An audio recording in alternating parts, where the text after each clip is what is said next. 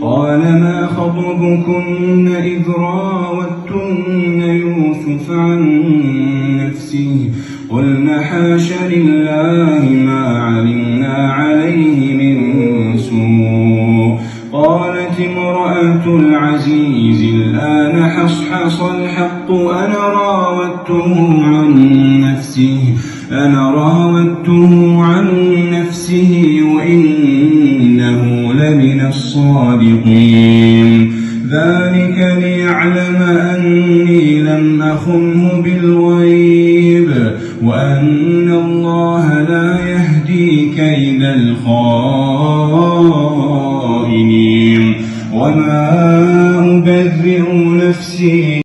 Tiflun yuridu ajal aba al-imam wa huwa yusalli. Seorang anak yang ingin bermain sedangkan imam sedang melaksanakan sholat. Maka seketika itu anak kecil ini lalu kemudian di pangkunya ikhafillah. Nah, pertanyaannya kemudian, apakah dalam fikih hal ini sah atau sebaliknya? Dan sesungguhnya ini adalah pemandangan dan momen yang sangat indah ketika seorang imam memperlakukan anak kecil yang ingin bermain lalu kemudian diangkatnya ikhafillah. Kita akan jawab berdasarkan fikih.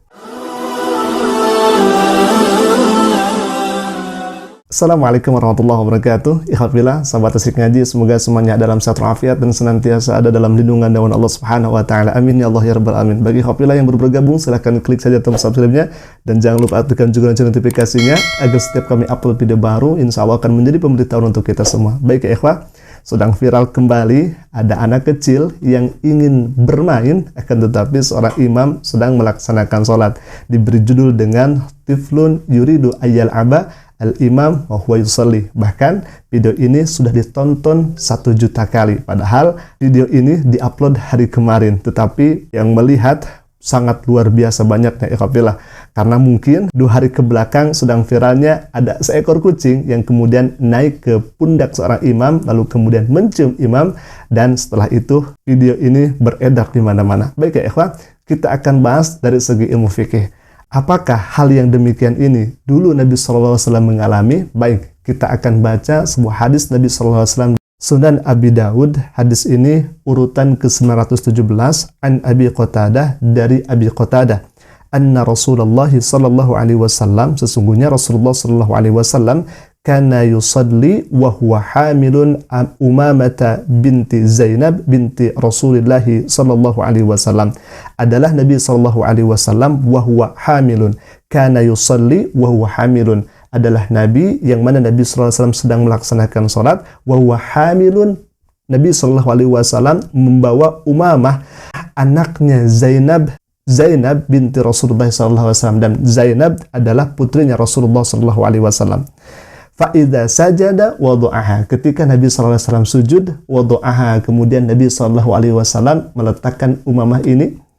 Lalu kemudian wa'idha qoma. Ketika Nabi SAW berdiri, hamalaha. Maka Umamah ini kemudian diangkat kembali, dibawa kembali oleh Rasulullah SAW.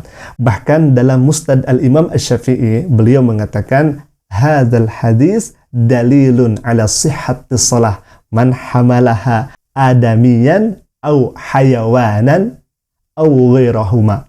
Jadi hadis ini menurut Imam Syafi'i dalam musnadnya adalah dalil sahnya ketika seseorang yang kemudian membawa anak dan membawa hewan atau selain daripada itu. Yang terpenting jangan membawa najis. Yang kedua, jangan banyak dalam gerakannya. Sebagaimana Al-Imam Asy-Syafi'i dalam musnadnya mengatakan, bisyartin ayyakuna thiyabus sibyani wa ajsaduhum tahiratun. Yang pertama, syaratnya jasad atau baju yang kemudian anak tersebut diangkat dan digendong oleh imam atau siapapun itu yang sedang sholat, maka jasad dan bajunya harus suci, tidak boleh ada najis.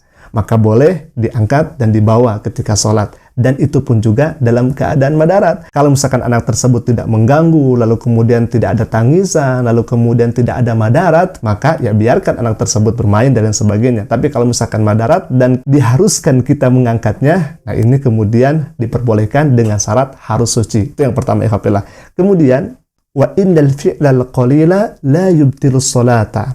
Dan kalau misalkan gerakannya sedikit, itu tidak membatalkan sholat. Ya, jadi jangan terlalu banyak gerak. dalam melaksanakan sholat ketika seorang tersebut mengangkat anaknya. Mengangkat anak kecil yang kemudian yang pertama tadi bersih daripada kotoran atau bersih daripada najisnya, ikhwafillah. Jadi jangan terlalu banyak gerakan. Selanjutnya, wa annal af'ala idza ta'addadat wa tafarraqat la tubdi sholata. Jadi banyak gerak tidak jadi masalah, tetapi ini syaratnya, tetapi jangan berkesinambungan, jangan terus-menerus dalam satu waktu. Kecuali kalau misalkan kita berdiri geraknya satu kali, ruku misalkan geraknya satu kali karena ada hajat, karena ada keperluan dan sebagainya, itu diperbolehkan. Tetapi kalau misalkan kita berdiri langsung geraknya lebih daripada 3 kali dan waktunya berkesinambungan, maka itu bisa membatalkan sholat dalam madhab al-Imam Asy-Syafi'i. Lalu kemudian wahwa dalil madhab Syafi'i ala sahhatis shalah man hamala as-sabiyyu was-sabiyatu fi shalatil fardhi. Dan hal ini adalah dalil dari madhab al-Imam Syafi'i terhadap sahnya salat ketika membawa atau menggendong anak laki-laki atau anak perempuan. Ini dalilnya sudah jelas ikhwafillah dalam Musnad Imam Syafi'i halaman ke 369.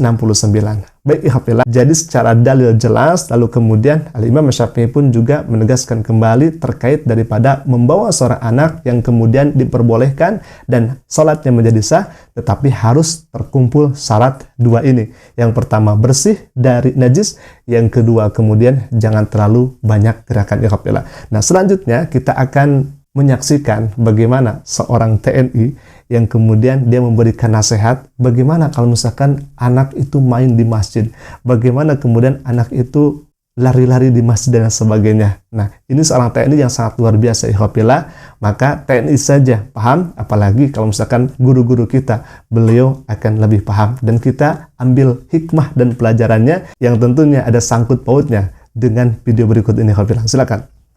Satu yang langsung teringat di benak saya, peristiwa sekitar tahun 1988, saat di bulan Ramadan juga kebetulan, pada saat salat taraweh, ramai sekali anak-anak kecil di masjid itu.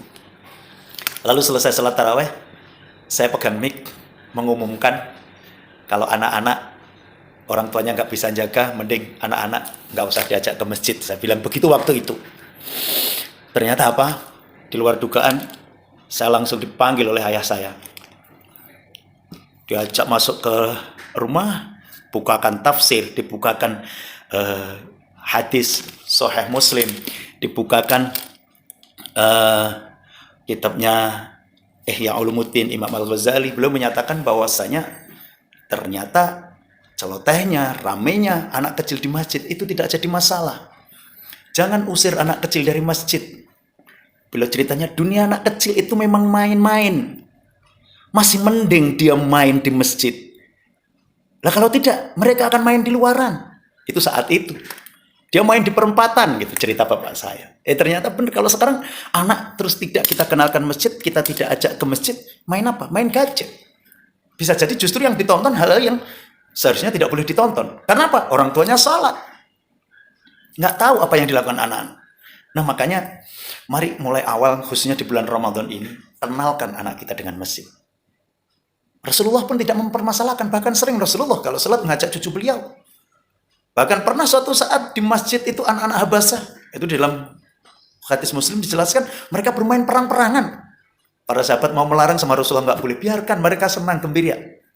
Dan ternyata itu juga dikutip oleh Sultan Muhammad Al-Fatih, sang penakluk Konstantinopel, mengatakan, jika suatu saat nanti kamu tidak lagi mendengar bising dan tawar riangnya anak-anak di antara saf-saf salatmu, maka takutlah sesungguhnya engkau saat itu sudah kehilangan satu generasi. Betapa pentingnya. Oleh karena itu, senyampang masih di bulan Ramadan, mari kita kenalkan anak-anak kita dengan masjid. Yuk, kita ajak anak kita ke masjid, dan mudah-mudahan anak kita akan menjadi generasi penerus yang luar biasa. Selamat untuk memakmurkan masjid bersama. Alhamdulillah, mungkin itu saja dulu yang bisa kami sampaikan. Semoga bermanfaat. Assalamualaikum warahmatullahi wabarakatuh.